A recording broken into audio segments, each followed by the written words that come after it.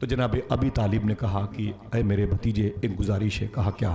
کہا میں یہ چاہتا ہوں کہ تو اپنی شادی میں کسی ایسے شخص کو خصوصی مہمان بنا لے جو تیرا بڑا خاص ہو.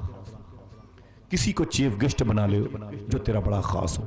آقا کریم صلی اللہ تعالی علیہ وسلم معلوم ہے چچا نے جیسے یہ کہا کہ اپنی شادی میں کسی کو خصوصی مہمان بنا لے, چیف گیسٹ بنا لے, تو حضور کی آنکھیں اشک بار ہو گئیں. حضور رونے لگے. میرے آقا فرماتے ہیں چچا آپ کیسی باتیں کرتے ہیں؟ آپ میری شادی کے دن مجھ سے کہتے ہیں کہ میں اپنی شادی میں کسی کو خصوصی مہمان بنا لوں. میں کس کو خصوصی مہمان بناؤں؟ کس کو خصوصی مہمان بناؤں؟ میرا اپنا مکے میں کون ہے؟ جب میں 2 مہینے کا تھا تو میری ماں کا انتقال ہو گیا تھا.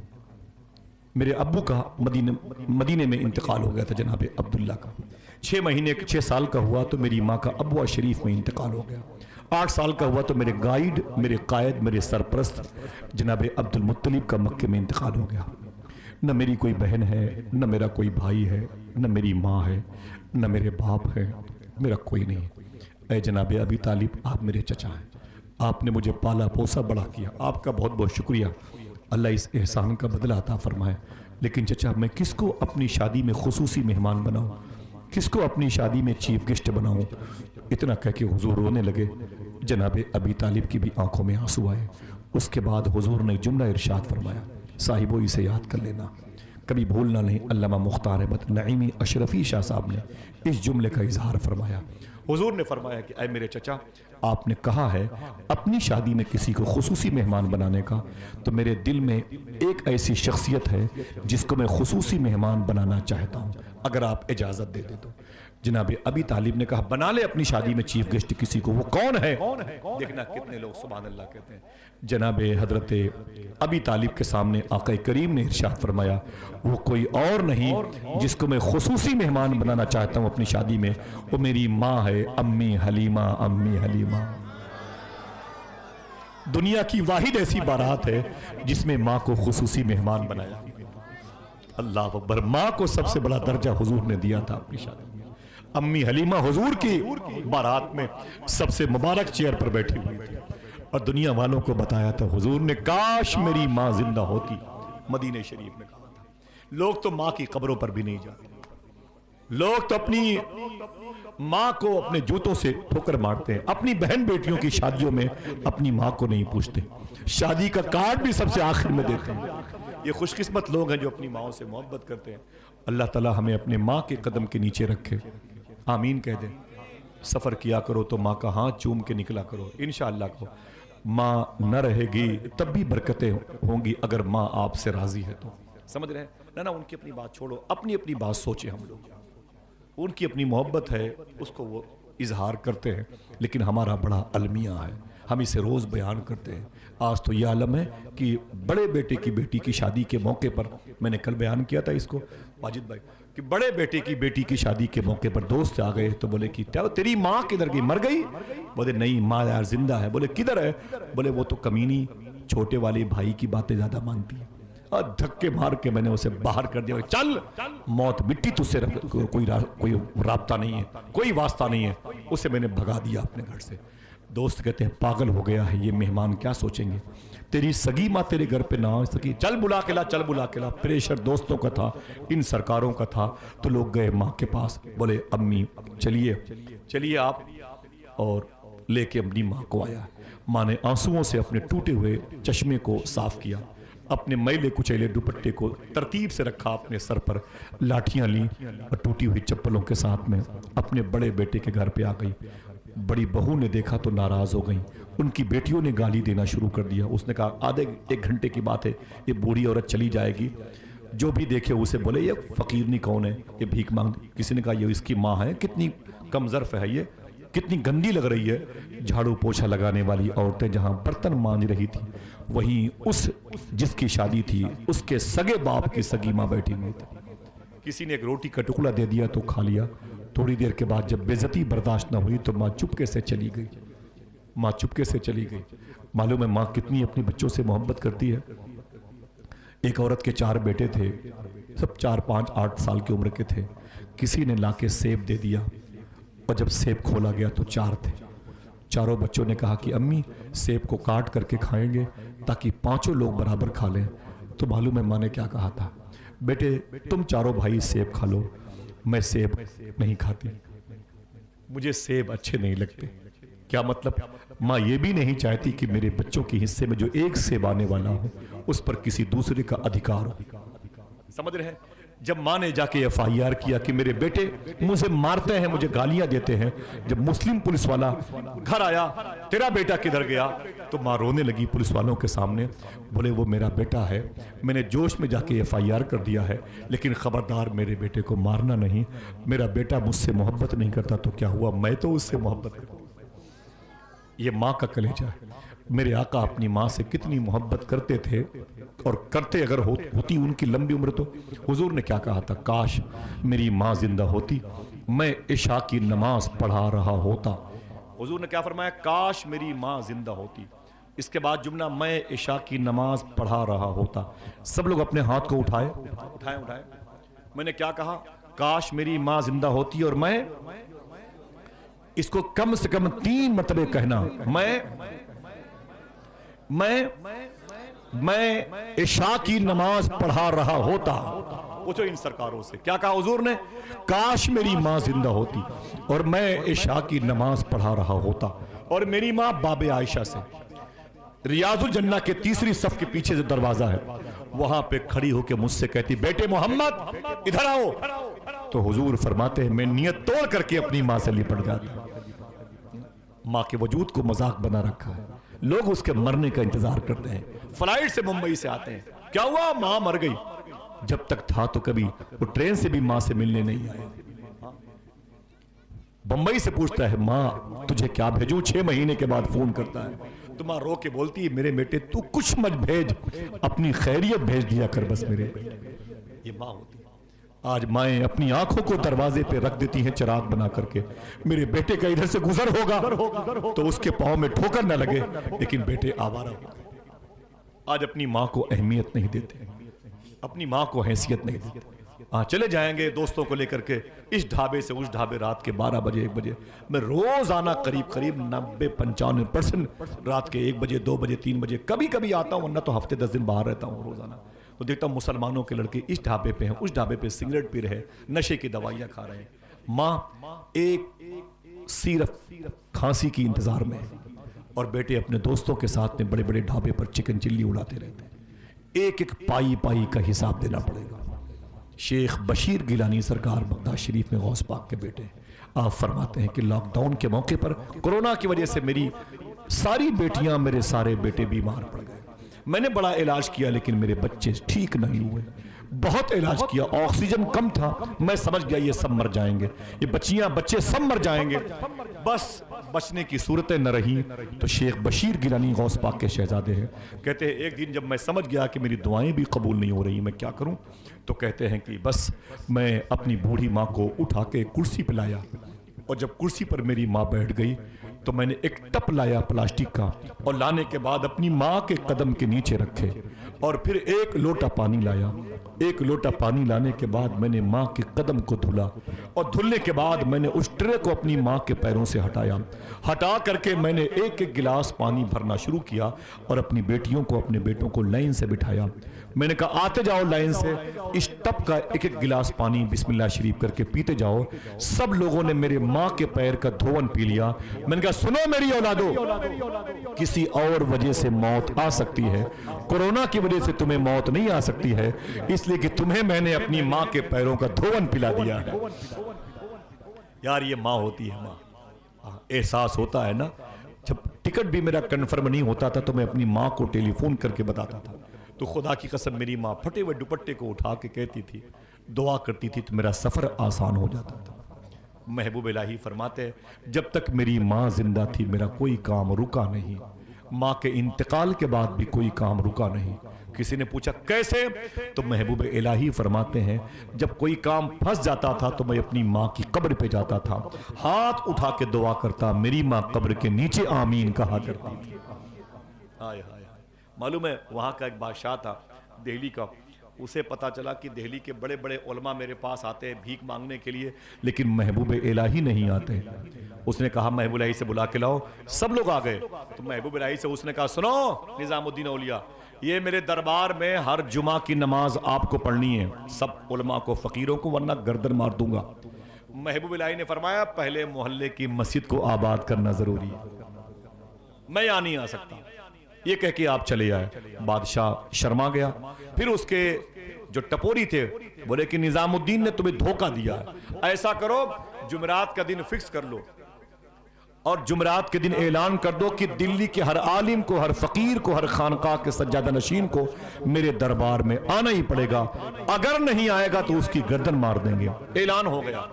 سرکار محبوب الہی سے کسی نے کہا کہ کل جمعرات ہے تو اب تو جانا ہی پڑے گا ورنہ گردن مار دی جائے گی۔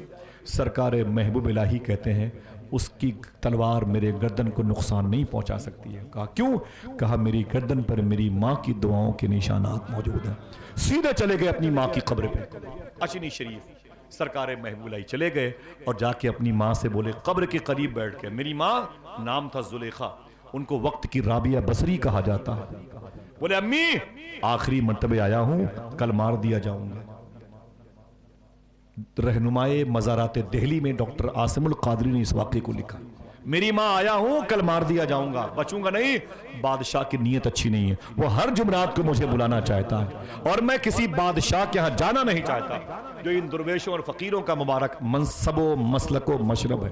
سبحان اللہ، ذرا محبت سے بولیں، اہل فلسطین کے دلوں کی سکونت کے لیے بولے آپ ماشاءاللہ۔ اللہ اس شادی کو مبارک فرمائے ماشاءاللہ۔ معلوم ہے سرکار محبوب الہی فرماتے، میں نے کہا میری ماں اگر تیرا دل کہے تو بچا لے، اگر تو چاہے گی تو کل سے آؤں گا ورنہ کل تو میرے گردن میری ناپ دے گا وہ، لیکن میں جاؤں گا نہیں اس کے پاس، بادشاہ کے پاس۔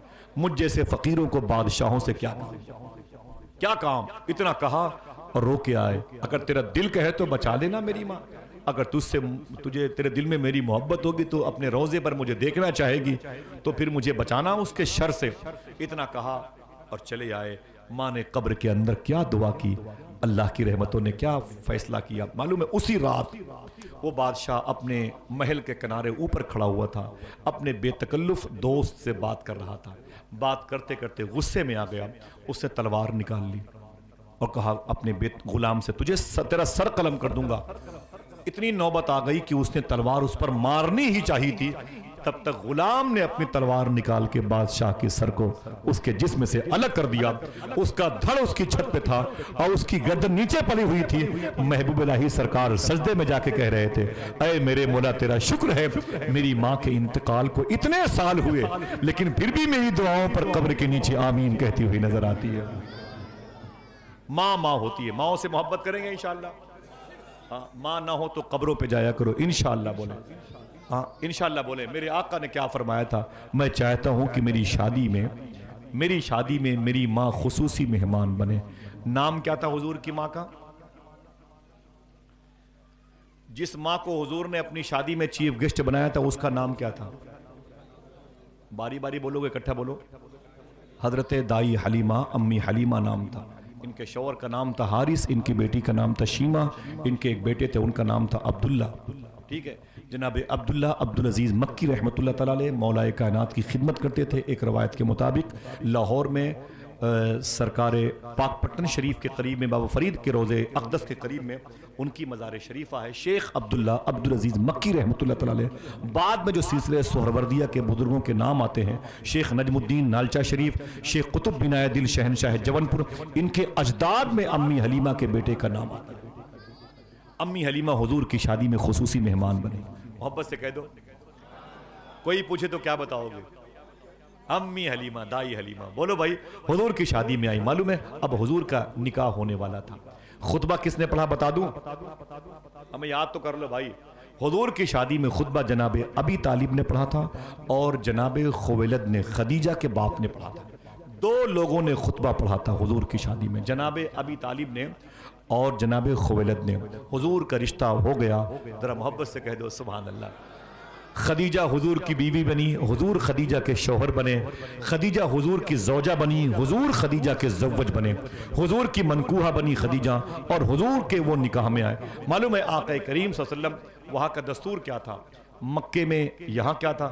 اب تبریز بھائی کی بارات جائے گی، کہاں پہ جائے گی بارات؟ اچھا ماشاءاللہ، بارات جائے گی، وہاں سے دلہن کو لے کے عزت کے ساتھ آئے گی انشاءاللہ، بولے ٹھیک ہے۔ مکے میں یہ سسٹم اس وقت نہیں تھا، دولہے کو لوگ لے کے جاتے تھے، خطبے کے بعد نکاح ہوتا تھا، نکاح کے بعد یا خطبہ نکاح کے بعد ہوتا تھا، یا نکاح کے بعد خطبہ۔ اس کے بعد آقا کریم صلی اللہ علیہ وسلم کو معلوم ہے کیا ہوا؟ سسرال میں چھوڑ دیا گیا، دولہا واپس نہیں آتا تھا، سسرال میں رک جاتا تھا، سمجھ رہے ہیں؟ سسرال میں رک جاتا تھا۔ حضور کی شادی جہاں ہوئی تھی اس سسرال میں حضور نے قیام کیا۔ وہ جگہ بتا دوں، مکہ شریف میں جو یہ صفا اور مروہ کی پہاڑیاں ہیں، مروہ پہاڑی سے قریب میں باہر نکلیں، اولڈ گیٹ آف مروہ، پرانا باب مروہ، آپ جائیں گے 20 فٹ کے فاصلے پر، پھر بائیں جا کے بائیں مڑ جائیں، 10-15 قدم چلیں، آپ کھڑے ہو جائیں۔ جب کھڑے ہوں گے تو آپ سانس لیجئے گا، اپنے اندر میٹھی میٹھی خوشبو آئے گی، دل سے آواز آئے گی، یہی وہ جگہ ہے جہاں پر امی خدیجہ کا مکان تھا، جو حضور کی سسرال تھی۔ اگر کوئی ایک آدمی بولے اسی گھر میں حضور کی بیٹی مخدومہ زینب پیدا ہوئی تھی، مخدومہ ام کلثوم پیدا ہوئی تھی، مخدومہ رقیہ پیدا ہوئی تھی، منع کروں گا تب بھی کہو گے اسی گھر میں مخدومہ فاطمہ پیدا ہوئی تھی، حضور کے 2 شہزادے اسی گھر میں پیدا ہوئے تھے، ماریہ قبطیہ کے شکم سے ایک بیٹا حضور کا بعد میں پیدا ہوا تھا، اسی گھر میں حضور رہتے تھے۔ لڑکیاں آج 40-50 ہزار کے لاچے پہن کر کے ہماری گھروں میں آتی ہیں، ہماری بیٹیاں اتنا قیمتی لباس پہن کر کے سسرال جاتی ہیں۔ اب تقریباً 80-90 ہزار کے آس پاس کا زیور چل رہا ہے، 2, 4, 5, 10, 20 تولے لدے پندے ہو کر کے لوگ جاتے ہیں، پھر بھی ہوس نہیں مٹتی ہے، 40-40 جوڑے ساتھ میں رہتے ہیں۔ صوفیہ کہتے ہیں کبھی کبھی انہی قیمتی لباس کو پہن کر کے لڑکیوں کو چاہیے رات کے اندھیرے میں جب شوہر سو جائے یا شوہر کے کاروبار کرنے کے واپسی کا موقع ہو تو چپ چاپ اندھیرے میں مصلی بچھا کر قیمتی لباس پہن کر کے کھڑی ہو جائے اور 2 رکعت نماز پڑھے، سجدے میں جائے، رو کے دعا کرے اور پھر کہے اے میرے مولا میں بے لباس پیدا ہوئی تھی، یہ تیرا کرم ہے کہ اتنا قیمتی لباس تو نے عطا فرمایا ہے، اور جو لباس تو نے مجھے دیا ہے میرے محلے کی کچھ غریب بچیاں ہیں ان کے لیے بھی انتظام فرما۔ آپ مجھے بتائیں اتنا کہنے میں کیا جاتا ہے؟ قیمتی لباس پہن کے غریب سہیلیوں کے سامنے اٹھنا بیٹھنا انہیں دکھانا اور ان پر پریشر ڈالنا پھر اتنا مہنگا ثابت ہوتا ہے۔ جب کسی کی بری نظر لگ جاتی ہے تو پھر جسم اتنا کمزور ہو چکا ہوتا ہے کہ وہ قیمتی کپڑے پہننے کے لیے تیار ہی نہیں ہوتا، یہ بدنظری کی وجہ سے۔ دعا کرو انشاءاللہ اللہ ہمیں حضور کی سنت پر عمل کی توفیق عطا فرمائے۔ میرے آقا جب اس گھر میں آئے تو حضور کی بیٹیاں پیدا ہوئی، اب حضور کی بچیوں کی آمد کا وقت تھا، 40 سال حضور کی عمر شریف ہو چکی تھی۔ اس وقت اللہ نے کہا اے میرے حبیب اعلان کر دو میں اللہ کا رسول ہوں۔ اب تک حضور نے اپنے نبوت کے اعلان کو ظاہر نہیں کیا تھا، یہ نہیں کہا تھا کہ میں اللہ کا رسول ہوں، آپ خاموش تھے۔ اللہ کا حکم ہوا تو حضور نے اعلان کر دیا، اعلان کر دیا تو اہل مکہ حضور کے دشمن ہو گئے۔ معلوم ہے 3 سال تک حضور کا حقہ پانی بند کیا۔ یہاں پر 7, 8 یا 10 ایسے بزرگ بیٹھے ہوں گے جن کے زمانے میں کبھی حقہ پانی کسی کا بند ہوا ہوگا، یا اب اگر کوئی کچھ ہوتا بھی ہے اس قسم کا عمل تو اسے حقے پانی کا نام نہیں دیتے، لوگ یہ کہتے ہیں بھائی سماجی بائیکاٹ ہو، ٹھیک ہے، اللہ نہ کرے کسی کا بائیکاٹ ہو۔ دعا کرو اللہ لوگوں کے دلوں میں ایک دوسرے کی محبتیں پیدا فرمائے۔ آقا کریم صلی اللہ تعالی علیہ وسلم نے کہا اللہ ایک ہے، مکے والے دشمن ہو گئے۔ معلوم ہے کیا کیا؟ آپ کے ساتھ کیا ہوا ہے؟ آپ کے ساتھ کیا ہوا؟ پیٹرول اور ڈیزل نہ ملے تو ہم تو ماتم کرنے لگے، توشے کی منت مان لیں۔ دکانوں پہ 1 گھنٹے اگر کوئی گاہک نہ آئے تو ہم سوچتے ہیں کسی عامل کے پاس چلے جائیں، کسی نے بندش کر دیا ہے، سمجھ رہے ہیں؟ وقت پر بچے نہ ہوں تو ہم تو پھر ہماری عقیدے بدل جاتے ہیں، سفلی جادوگروں کے پاس چلے جاتے ہیں۔ آقا کریم کی پریشانیاں کتنی، 3 سال تک حضور کا حقہ پانی بند کیا۔ برات جائے گی کل کے بعد، ہمارے یہاں بھی ہوتی ہے، یہاں بھی ہوتی ہے، ذرا سی دیر ہو جائے ناشتے میں پھر دیکھیے کیسے براتیوں کے جلوے، کسی کو گرم کسی کو ٹھنڈی چائے مل جائے پھر دیکھیے تماشے، ڈونگے میں موٹیاں نہ ہو تو پھر دیکھیے ان کی اوریجنلٹی ہمارے مدور کے مسلمانوں کی، روٹیاں ٹھنڈی ہو تو اس کے نیچے ٹیبل کے نیچے پھینکتے، اور روٹیاں لانے والے جو سید زادے ہوتے ہیں انہیں گالیاں دے، اے ادھر لے جانتا نہیں تو کہ میں کون ہوں۔ اتنا گھٹیا انسان۔ مولا علی فرماتے ہیں اپنے اپنے آپ کو تو بہت بڑا کہتا ہے، پیشاب کے قطرے سے پیدا ہوا ہے، تیری اوقات کیا ہے؟ فرماتے مولا علی پیشاب کے راستے سے پیدا ہوا ہے۔ حضور کے داماد نے کہا تھا تیری اوقات کیا ہے؟ جس کو اکلنا چاہیے وہ مولا علی تو اپنے آپ کو ابو تراب کہا کرتا، مٹی کا باپ کہا کرتا۔ وہ تو خاموش تھے اور ہم ذرا سی بات پر، روٹی ٹھنڈی ہے تو اکڑ گئے، بچوں کو سگریٹ نہ ملی تو مار پیٹ ہو گئی۔ ابھی معلوم ہے کہاں یہ جون پور پتہ نہیں ادھر غازی آباد کہاں کے علاقے کی ویڈیو آئی ہے، نکاح کے بعد چوہارا بٹنے کی بنیاد پر اتنی کرسیاں ٹوٹی ہیں، اتنی کرسیاں ٹوٹی ہیں، کتنے لوگ زخمی ہوئے ہیں کہ پولیس کو بلانا پڑا تھا۔ خدا قسم یہ مسلمانوں کے معاشرے کا عالم ہے۔ 3 سال تک حضور کا حقہ پانی بن گیا۔ ہمیں تو تفریح کی سامان چاہیے، کھیل کود کی باتیں چاہیے۔ حضور صلی اللہ علیہ وسلم کا جب حقہ پانی بند کیا گیا، معلوم ہے حضور کیا کھاتے تھے؟ مکے میں کوئی آدمی حضور سے بات نہیں کرتا تھا، کوئی حضور سے ملتا نہیں تھا، بینڈ تھا، کوئی آمینہ کے لال سے نہ ملے، کوئی نہیں ملتا تھا۔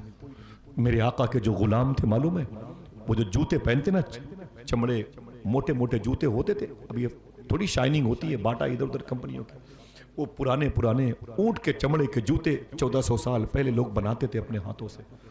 وہ جب جوتے پہنتے تھے تو اس میں جہاں جہاں چمڑے لگے ہوتے تھے نا، اس کو وہ چاقو سے کاٹ کاٹ کر کے حضور کے غلام پانی میں بھگو بھگو کے اسے کھایا کرتے تھے، اپنے ہی جوتے اور چپل کے چمڑے کو بھگو بھگو کے پانی میں کھایا کرتے تھے۔ حضور صلی اللہ علیہ وسلم دیکھ کے رویا کرتے تھے۔ میرے آقا فرماتے میرے غلاموں میری وجہ سے تمہیں پریشانی ہو رہی ہے۔ حضور کے غلام کہتے حضور آپ کی وجہ سے مجھے کہاں سے پریشانی ہے، مجھے تو اس بات کی تکلیف ہے کہ آپ کے پیر میں کانٹا نہ چبھنے پائے، آپ کی بھوک مجھ سے دیکھی نہیں آتی۔ کبھی کبھی چپکے سے حضور کی بیوی خدیجہ یہ کچھ چپکے سے سامان لے کے آتی تھی نا، اس گھاٹی میں جہاں قید کیے گئے تھے حضور، معلوم ہے حضور روتے تھے۔ حضور پوچھتے میری بیٹی زینب کیسی ہے، رقیہ کیسی ہے؟ تو مخدومہ خدیجہ رو کے بولتی بچیاں آپ کو یاد بہت کرتی ہیں، کہتی میرے باپ کا قصور کیا ہے، کیا بگاڑا ہے میرے باپ نے مکے والوں کا؟ وہ تو غریبوں کو کھلا کے کھانے والا، ہاں یتیموں کا سہارا ہے میرا باپ، مسکینوں سے محبت کرنے والا ہے، میرے باپ کو قید کر دیا گیا۔ امی خدیجہ کہتی ہے کہ میری بچیاں آپ کو بہت یاد کرتی ہے۔ حضور روتے رہتے تھے، کہتے تھے آئے خدیجہ میری بیوی، اللہ نے مجھے صبر کرنے کا حکم دیا ہے۔ لڑکیاں آج ایک بوٹی گوشت نہ ملے سسرال میں تو ٹیلی فون کر کے اپنی ماں کو بولتی ہیں امی کس پھٹیچر کے ہم میری شادی کی ہے کہ بوٹی ختم ہو جاتی ہے، روٹیاں ختم ہو جاتی ہیں۔ استغفر اللہ، صوفیہ کہتے ہیں اگر یہی بچیاں اپنی ماں سے اتنا کہہ دیں اے میری ماں اللہ کا شکر ہے میں اس گھر میں بہت سکون سے ہوں، تو خدا کی قسم اس کے دل سے زیادہ اس کی ماں کو اس کے باپ کو سکون مل جائے گا، یہ دونوں گھر ٹوٹنے سے بچ جائیں گے۔ اتنی تکلیف نہ گوارا ہوئی بیٹی سے، اپنی ماں سے بتایا، ماں کے ہاتھ میں روٹی تھی ہاتھ سے گر گئی، باپ کے ہاتھ میں بوٹیاں تھی ہاتھ سے گر گئی، نہ ماں کھائی نہ باپ کھایا، باپ بھی رو رہا ہے رات بھر، بیٹی بھی رو رہی ہے، یہ بیوی بھی رو رہی ہے۔ بیٹی سمجھتی میں نے بڑا کمال کر دیا اپنی ماں کو بتا کر کے کہ میری حصے کی بوٹی تک کھا گئے میرے دیور لوگ، بڑا جگ جیت لیا۔ اتنی پاگل لڑکی ہے، اس کو پتا نہیں کہ میں نے یہ شکایت کر کے اپنی ماں اور اپنے باپ کی زندگی کی خوشیوں کو تنگ کر دیا۔ اب میری ماں میرے باپ کبھی خوش نہیں ہو سکتے، وہ کیسے خوشی ہوں گے ماں باپ خوش ہوں گے جن کی بیٹیاں بھوکی ہوں گی۔ لہٰذا اے میری بہنوں اپنے سسرال کی تکالیف پر پردے ڈالا کرو، اللہ تمہارے شوہر کی کمائی میں برکت دے گا انشاءاللہ۔ آقا کریم کی بیٹی مختومہ فاطمہ، ان کے شوہر مولا علی کیا کہا تھا سرکار مولا کائنات نے، اے میری بیوی فاطمہ جب سے تو میرے نکاح میں آئی ہے تو نے مجھ سے کچھ مانگا نہیں، تو جناب فاطمہ نے ایک بات کہی تھی، اے میرے شوہر علی میں اس باپ کی بیٹی ہوں جس نے مجھے مانگنا نہیں سکھایا ہے بلکہ دینا سکھایا ہے۔ اس پر کون عمل کرے گا؟ 40 جوڑے کپڑے ہو گئے پھر بھی شکایتیں، مینٹیننس کے اتنے سامان پڑے پھر بھی شکایتیں۔ اللہ اکبر۔ میرے آقا نے 3 سال تک اس غار میں شیب ابی طالب میں اپنی زندگی کے دن مشکلوں سے گزارے ہیں۔ اس کے بعد یہ حضور کی بیوی جب حضور باہر آئے اپنے بچوں کے پاس آئے تو سب سے زیادہ حضور غار حرا پہ جا کے 27 دنوں تک اللہ کو یاد کرتے تھے، مکے والوں سے الگ ہو کر کے۔ پھر معلوم ہے اسی دنوں رمضان کا مہینہ آیا، رمضان کے روزے فرض نہیں تھے، یہ بات مکہ شریف کی ہے، اور تاریخ تھی 9 رمضان شریف کی۔ تھک گئے آپ لوگ؟ 11 بج گیا، پتہ نہیں کہتے بہت جلدی وقت نکل گیا۔ تاریخ تھی رمضان کی 9، اونچی بولے کیا تاریخ تھی؟ رمضان کی 9 تاریخ تھی. مکہ شریف کا واقعہ. ابھی روزے فرض نہیں تھے, ابھی روزے فرض نہیں تھے. حضور کی بیوی امی خدیجہ بستر پہ ہیں, بیمار ہیں, لیٹی ہوئی ہیں. اچانک ان کی سہیلی آ گئی. سننا اسے غور سے. رشوت اور دلالی کے اور بغیر زکات دیے ہوئے پیسوں سے اپنے گھروں کے ٹائلز کو, موزیک کو, پتھروں کو آراستہ سجانا اور پھر بہن بیٹیوں کو یوں آوارگی کی طرف مائل کرنا. سنیں, آخرت کے لیے سنیں.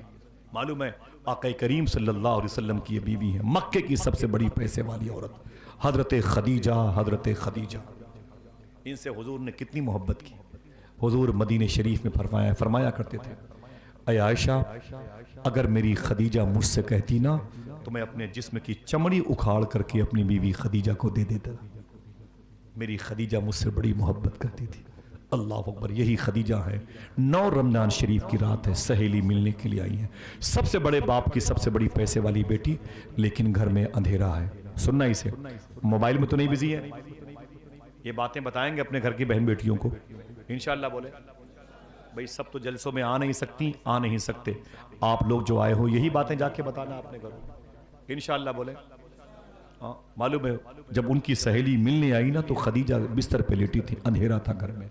اس نے کہا خدیجہ, فرمایا کیا بات ہے؟ کہا گھر میں اندھیرا کیوں ہے؟ کہا چراغ نہیں ہے. کہا جلا لیتی. کہا تیل نہیں ہے. کہا منگا لیتی. کہا پیسے نہیں. پھر سے ریورس کروں, کس کی بات کر رہا ہوں؟ سب سے بڑی پیسے والی عورت کی بات کر رہا ہوں. تیرے گھر میں اندھیرا کیوں ہے؟ تو کہا کہ چراغ نہیں ہے. کہا جلا لیتی. کہا تیل نہیں ہے. کہا منگا لیتی. کہا پیسے نہیں ہے. بولی خدیجہ باپ رے باپ, ارے تیرے سارے پیسے کیا ہو گئے؟ سب سے بڑی بزنس مین تو مکے کی تھی. معلوم ہے امی خدیجہ رو کے اٹھ کے بیٹھ کے بولی بستر پہ, اے میری بہن میں نے اپنی ساری دولت حضور کے نام پہ قربان کر دی ہے. آئے ذرا محبت سے کہہ دو سبحان اللہ. اونچی بولے, ہاتھوں کو اٹھا کے بولے لبیک یا رسول اللہ. اللہ اٹھے ہوئے ہاتھوں کی آبرو بچا لے. ملک ہندوستان میں محبتوں کی فضا قائم فرمائے. کیا کہا تھا حضور کی بیوی نے؟ میں نے اپنی ساری دولت حضور کے نام پہ قربان کر دی. ساری دولت حضور کے نام پہ قربان کر دی ہے. اللہ اکبر. بولے ارے اپنے لیے تو کچھ بچا کے رکھا ہوتا. کہا میرے لیے سب سے بڑی نعمت حضور کی ہے. مرہار سنگار تمہیں سے ہے, بگین میں بہار تمہیں سے ہے, میرے سب کچھ تو حضور ہیں. اللہ اکبر. اللہ اکبر. آقا کریم صلی اللہ تعالی علیہ وسلم کی اس بیوی کی طبیعت رات میں بگڑ گئی, خدیجہ کی, جن سے یہ چاروں بیٹیاں ہیں. شیعوں کے عقیدے کے مطابق حضور کی ایک بیٹی ہے. کتنی اونچی بولے؟ ایک بیٹی ہے حضور کی. اور جماعت اہل سنت کے ممتاز فقہا کے نزدیک حضور کی اونچی بولے بھائی 4 بیٹیاں ہیں. حضور کی 4 بیٹیوں کا ثبوت تو قرآن میں بھی ہے, جہاں بنات کا لفظ آیا ہے, بنات کا. سمجھے آپ؟ ماشاءاللہ. کبھی بیٹھنے تو علماء سے پوچھیں اس حوالے سے. آقا کریم صلی اللہ علیہ وسلم کی یہی بیوی خدیجہ کی طبیعت بگڑ گئی, رات بھر بیمار تھی. حضور اپنی بیوی کے پاس بیٹھے تھے. حضور کی بچیاں بیٹھی تھی, رو رہی تھی. کوئی نہیں تھا حضور کے ساتھ. آج تو آپ کے ساتھ اتنے لوگ بیٹھے ہوئے ہیں. آج تو ناشتے کے وقت جو ہے عبدالحکیم صاحب کے دروازے پہ 10-20 لوگ کھڑے ہیں, کرسیاں لگی ہیں, آ رہے ہیں جا رہے ہیں, دھوم مچی. میرے آقا کی بیوی کی طبیعت خراب ہوئی تو کوئی نہیں تھا. اللہ کے رسول تنہا بیٹھے ہوئے تھے. حضور کی 4 بچیاں رو رہی تھی. امی خدیجہ کی آخری سانسیں چل رہی تھی. حضور باری باری اپنی بچیوں کو تسلی دیتے تھے. زینب روتی تو زینب کو تسلی, رقیہ کو, ام کلثوم کو اور مخدوم کائنات کو. تھوڑی دیر کے بعد حضور کی بیوی خدیجہ کا انتقال ہو گیا. انا للہ و انا الیہ راجعون. بھری جوانی میں حضور سے محبت کرنے والی ذات زینب اور رقیہ ام کلثوم کیا فاطمہ جیسی بیٹی دینے والی, امام حسن حسین کی نانی ہے. نانی سبحان اللہ. تو کتنا بڑا مرتبہ امی خدیجہ کا ہوگا. شاعر نے کہا تھا شہریت نیشنلٹی, شہریت جہنم کی ہو گئی اسے حاصل, راس آ گئی جس کو دشمنی خدیجہ کی. راس آ گئی جس کو دشمنی خدیجہ کی. حضور کی بیوی کا انتقال ہو گیا. حضور کی بیٹیاں لپٹ لپٹ کے روتی تھی, اماں اماں اماں. میرے آقا تسلی دیتے تھے. صبح ہوئی, میرے آقا نے اللہ کی بارگاہ میں شکر کے سجدے ادا کیے اور فرمایا کوئی ہے جو میری خدیجہ کے لیے قبر کھودے. مالا قبرستان میں کچھ حضور کے غلام آ گئے, فرمایا وہیں پر قبر کھودنا میری خدیجہ کے لیے. ادھر حضور نے اعلان فرمایا، ادھر حضور نے اپنے خاندان کی عورتوں سے کہا کوئی ہے، نہ میری ماں ہے، نہ میری بہن ہے، نہ میرا گھر میں کوئی فرد ہے، کوئی ہے جو میری خدیجہ کے لیے اتنا کر دے کہ میری خدیجہ کو نہلا دے. میری خدیجہ کو میں بازار مکہ سے کفن لا رہا ہوں، کوئی میری بیوی خدیجہ کو کفن پہنا دے. کوئی ہے؟ قبیلے کی عورتیں آ گئی. آقا کریم صلی اللہ تعالیٰ علیہ وسلم نے دیکھا کہ قبیلے کی عورت میری بیوی کو نہلا رہی. حضور کی بچیاں روتی تھیں. فاطمہ کی حالت بڑی عجیب و غریب تھی، سب سے چھوٹی تھی، ماں کا پیار زیادہ ملا تھا ان کو. معلوم ہے حضور تسلی دیتے رہے. اچانک قبر کھودنے والے واپس آئے، کہا حضور قبر شریف تیار ہو چکی ہے. تو حضور نے فرمایا ابھی تو غسل دیا جا رہا ہے، آؤ چلو چل کے دیکھتے ہیں میری خدیجہ کی قبر کہاں ہے. ایک شوہر کا اپنی بیوی سے محبت کرتا ہے تو کس حد تک اس کا ساتھ نبھاتا ہے. اگر یہ دیکھنا ہے تو آمینہ کے لال کو دیکھیں. حضور چلے گئے اپنی بیوی کی قبر کے پاس. کہاں ہے قبر؟ کہا یہ قبر ہے. میرے آقا صلی اللہ علیہ وسلم نے فرمایا یہ قبر ہے خدیجہ کی؟ فرمایا ہاں. تو حضور نے معلوم کیا کیا؟ جذب القلوب میں لکھا، علامہ شیخ عبدالحق محدث دہلوی نے، میرے آقا نے اپنی چپل شریف اتاری، اپنے کپڑے کو ترتیب دیا، اپنی بیوی خدیجہ کی قبر میں اتر گئے. حضور اپنی بیوی کی قبر میں اتر گئے اور جا کر کے قبر میں لیٹ گئے. اپنی بیوی کی قبر میں میرے آقا صلی اللہ تعالی وسلم لیٹ گئے. اور جب لیٹ گئے تو بہت دیر تک حضور لیٹے رہے اور روتے رہے. پھر اپنی بیوی کی قبر سے نکلے، اپنی چپل شریف پہنی اور فرمایا چلو گھر کی طرف. تو غلاموں نے کہا کہ آقا آپ خدیجہ کی قبر میں لیٹے تھے، خدیجہ ابھی وہاں ان کو نہلایا جا رہا ہے، یہ قبر میں کیوں لیٹے تھے؟ تو میرے آقا فرماتے ہیں اس لیے لیٹا تھا کہ میری خدیجہ کو اب اس قبر میں ڈر نہیں لگے گا، میری خدیجہ کو وحشت نہیں ہوگی، میری خدیجہ کو خوف کا احساس نہیں ہوگا. میری خدیجہ میرے جسم سے مانوس ہے، میری خدیجہ میرے جسم کی خوشبوؤں سے واقف ہے. اب اس قبر میں میرے جسم کی خوشبو میری خدیجہ کے تسلی کا سامان بنتی ہے. اے آمینہ کے لال تیری ذات کو سلام، تیرے کریکٹر کو سلام، تیری مبارک حسنی ادائیگی کو سلام، تیری محبت کو سلام، تیرے آئین اور آرٹیکل کو سلام. حضور واپس آئے. امی خدیجہ کا جنازہ مبارکہ اٹھا تو حضور صلی اللہ تعالی وسلم بھی آنکھ میں آنسو لے آئے، اشک بار ہوئے. آج حضور کے کانے پر اس ذات کا جنازہ جا رہا تھا جس کا احسان اسلام پر بہت تھا. اپنی ساری پراپرٹی جس نے حضور کے غلاموں کی آزادی میں خرچ کیا تھا. پورے مکے میں جب کبھی بھی کسی کو پیسے کی ضرورت پڑتی تھی تو حضور خدیجہ کا چہرہ دیکھا کرتے تھے. اسلام بھی خدیجہ کا چہرہ دیکھا. حضور خدیجہ کی طرف دیکھتے تو خدیجہ اپنے خزانے کے دروازے کھول دیتی تھی اور بڑے بڑے حضور کے عاشقوں کو دوسرے جو غیر مسلم لوگ تھے ان کے چنگل سے موٹی موٹی رقمیں دے کے امی خدیجہ آزاد کیا کرتی تھی. سبحان اللہ. کے جنازہ اٹھا تو زینب، رقیہ، ام کلثوم کے رونے کی آواز. حضور نے باری باری اپنی بچیوں کو تسلی دی اور تسلی دینے کے بعد جنازہ لے کے گئے. امی خدیجہ کی تدفین عمل میں آئی. مالا قبرستان میں کبھی جانا تو امی خدیجہ کی بارگاہ میں ضرور جانا. امام حسن حسین کی نانی ہے. سبحان اللہ. میرے آقا کی سب سے عظیم لاڈلی بیٹی مختومہ فاطمہ کی ماں ہے. حضور کی سب سے خاص چہیتی بیوی ہیں حضرت خدیجہ الکبریٰ رضی اللہ تعالیٰ عنہ. ذرا محبت سے کہہ دو سبحان اللہ. معلوم ہے حضور ان سے کتنی محبت فرماتے تھے. اللہ باتیں ختم کر رہا ہوں. میرے آقا صلی اللہ علیہ وسلم بھی یہ اپنے شوہر کو صرف شوہر نہیں سمجھتی تھی، اللہ کا رسول بھی سمجھتی تھی، نبیوں کا سردار بھی سمجھتی تھی. معلوم ہے ان کے شکم سے بیٹے پیدا ہوئے تھے جو مکہ شریف میں آرام کر رہے ہیں. ایک دن انہوں نے حضور سے پوچھا تھا، وہ وہابیہ دیابنا عقیدے کے لوگ جو یہ کہتے ہیں کہ ہمارے سلام پڑھنے کی خبر حضور کو نہیں ہوتی، میں چاہتا ہوں کہ ان باتوں کو یاد کر لیں، ان باتوں کو یاد کر لیں. ٹھیک ہے، دماغ سے کام لیں. ہم ان فقیروں درویشوں سے کیوں نہ محبت کریں؟ ہم ان سرکاروں کی بارگاہ سے اپنی لو کو کیوں نہ لگائیں جس کو وہ شرک کہتے ہیں. حضور کی بیوی خدیجہ جب زندہ تھی تو حضور کے سامنے بیٹھی تھی. بولی اے میرے شوہر نبیوں کے سردار ایک سوال کروں؟ تو حضور فرماتے ہیں کرو، کیا بات ہے؟ تو خدیجہ کہتی ہیں حضور میرا ایک بیٹا تھا، میرا ایک بیٹا تھا جو آپ کا بھی بیٹا ہوا. میاں بیوی ہے نا بھائی. تھکے ہوئے ہیں کیا؟ 2-3 منٹ بولوں، زیادہ نہیں، پریشان نہ، 2-4 منٹ پھر آؤں گا انشاءاللہ. معلوم ہے حضور کی بیوی خدیجہ کیا کہتی ہیں؟ حضور میرا ایک بیٹا تھا، وہ آپ کا بیٹا ہوا، میں اور آپ میاں بیوی ہیں. فرمایا حضور نے ہاں کیا بات ہے؟ تو خدیجہ کہتی ہیں اس کا انتقال ہو گیا. میرے آقا فرماتے ہیں ہاں مالا قبرستان میں اس کی تدفین میرے بیٹے کی ہوئی ہے. تو امی خدیجہ نے معلوم کیا سوال کیا؟ سوال سن کے آپ سبحان اللہ بولے. امی خدیجہ کہتی ہیں حضور مجھے صرف اتنا بتا دیں میرا بیٹا کس حالت میں ہے. سینے پر ہاتھ رکھ کے سوچیں. کوئی شوق نہیں کہ ہم اپنی ممبر پر بیٹھ کر کے وہابیہ دیابنا کے بارے میں کچھ کہیں, لیکن اس سے رشتہ ناتا رکھنا کیوں گوارا ہو گیا جو نبی کا نہ ہوا کیسے تمہارا.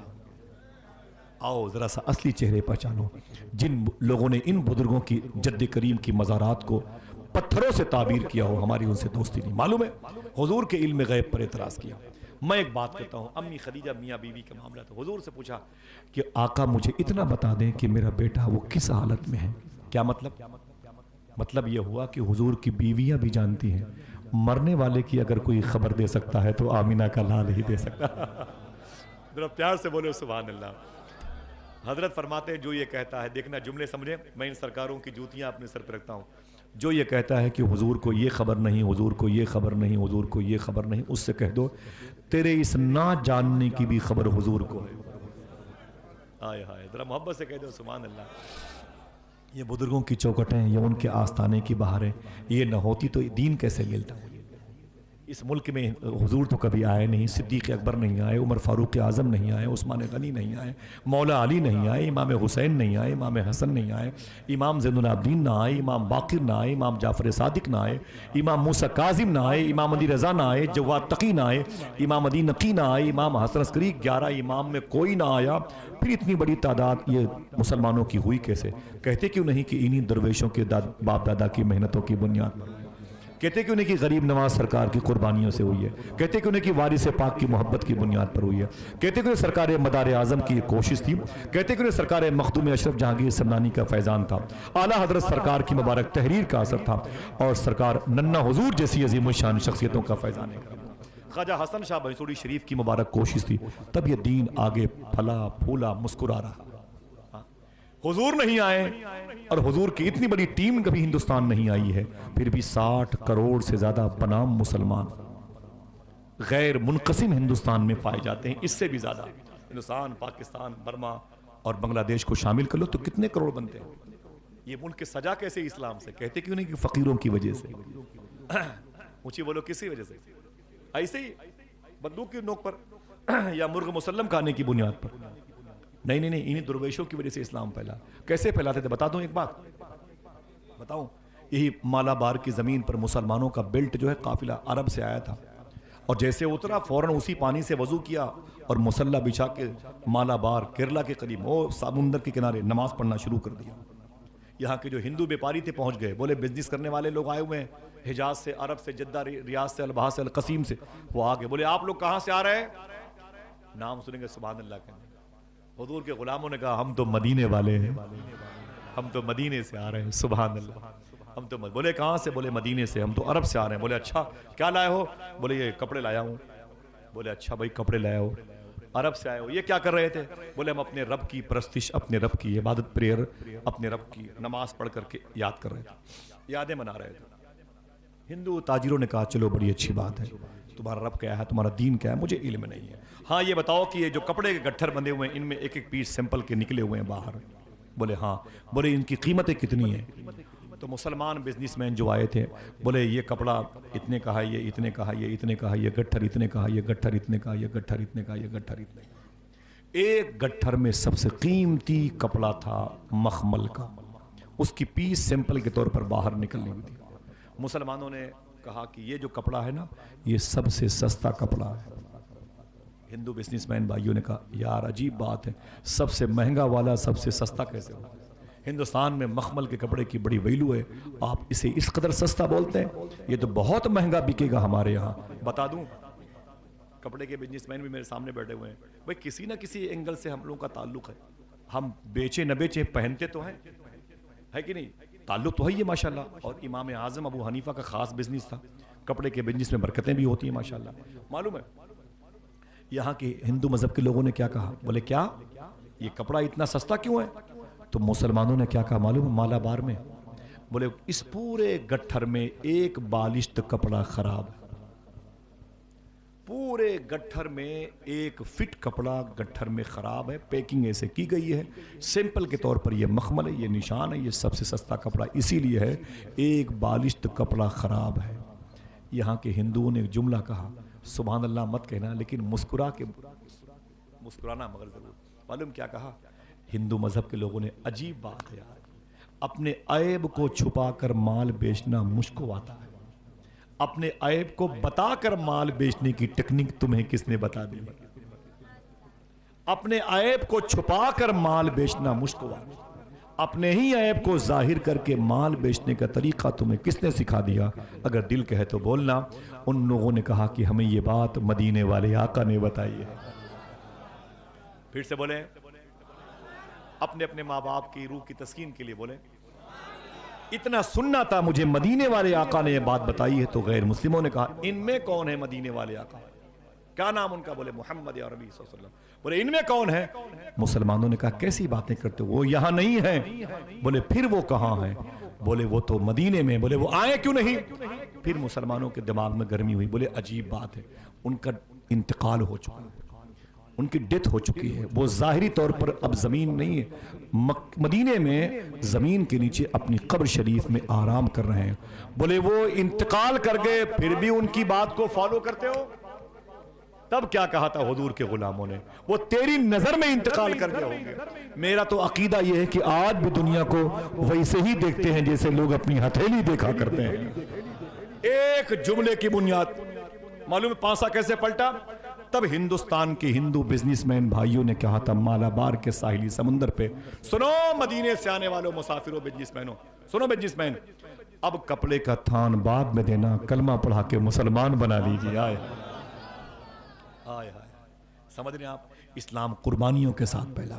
یہ کام پیروں فقیروں کا تھا، کیا انہوں نے، یہ کام اب آپ کو سونپا ہے. آئیے مارکیٹ میں رہ کر کے دین پھیلائیں، مارکیٹ میں رہ کے دین پھیلائیں، سچ بول کے دین پھیلائیں.